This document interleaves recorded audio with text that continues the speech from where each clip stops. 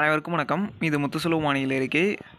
இன்றைய மாலை மற்றும் இரவு வானிலை அறிக்கை. தேதி அக்டோபர் மாதம் 17/10/2021. சரியாக ஞாயிற்றுக்கிழமை சரியாக மாலை 5 மணிக்கு ஆடியோவாக பதிவு செய்து கொண்டிருக்கிறேன்.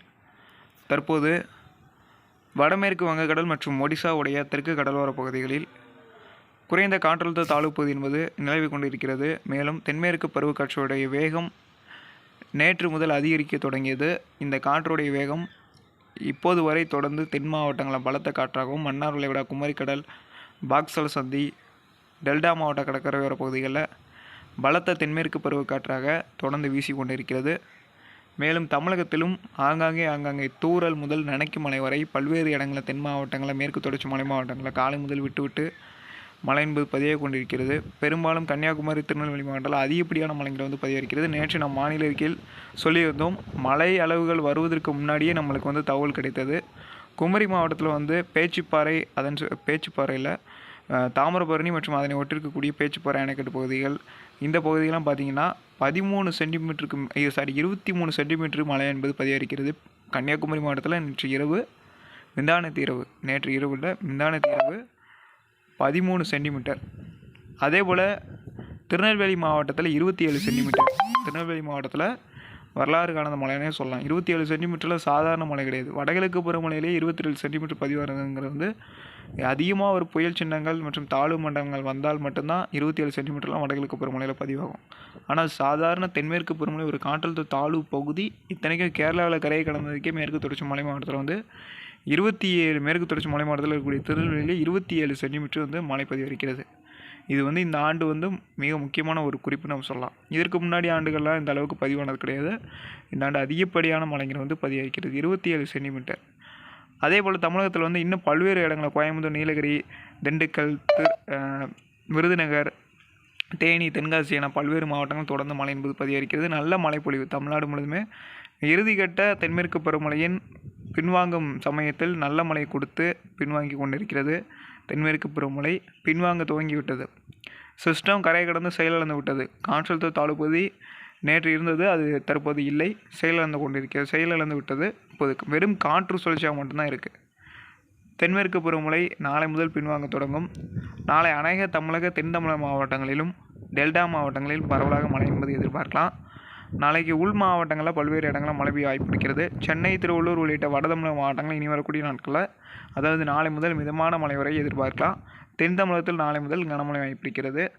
அதே போல் இன்று இரவு தென்மேற்கு பருவ காற்று காரணமாக கன்னியாகுமரி, திருநெல்வேலி, தென்காசி, விருதுநகர், திண்டுக்கல், திருப்பூர், கோயம்புத்தூர், நீலகிரி, தேனி இந்த மாவட்டங்களில் கனமழை என்பது இன்று இரவு எதிர்பார்க்கலாம். ஓரிரு இடங்களில் மிக கனமழையும் எதிர்பார்க்கப்படுகிறது. அதே போல் நம்மளுக்கு வெப்பச்சலனம் காரணமாக மத்திய உள் மாவட்டங்கள் மற்றும் கர்நாடக எல்லையோர பகுதிகளிலும் பரவலாக மழை எதிர்பார்க்கலாம். அதில் கிருஷ்ணகிரி, திருப்பத்தூர், சேலம், ஈரோடு, நாமக்கல், கரூர், திருச்சி, தஞ்சாவூர், திருவாரூர், அரியலூர் மாவட்டங்களில் பல்வேறு இடங்களில் வரக்கூடிய மணி நேரங்களில் மழை என்பது எதிர்பார்க்கலாம். அதே மாதிரி தமிழக, வட தமிழக கடற்கரையோர பகுதியில் புதுச்சேரி, கடலூர், விழுப்புரம் உள்ளிட்ட கடலோர பகுதிகள், கடலோர மாவட்டங்களிலும் பரவலாக மழை என்பது எதிர்பார்க்கலாம். பெரும்பாலும் சூறாவளி காற்றுடன் கூடிய மழையாக இருக்கும்.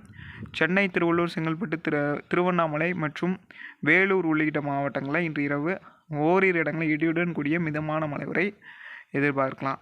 இந்த மழைங்கிறது பார்த்திங்கன்னா இன்னும் வரக்கூடிய 2 நாட்கள், அதாவது எதிர்பார்க்கலாம். குறைந்தபட்சம் 48 மணி நேரத்துக்கு இந்த மழைங்கிறது நீடிப்பதற்கான வாய்ப்பு இருக்கிறது. 19ஆம் தேதி ஒரு நாள் மட்டும்தான் இடைவெளி.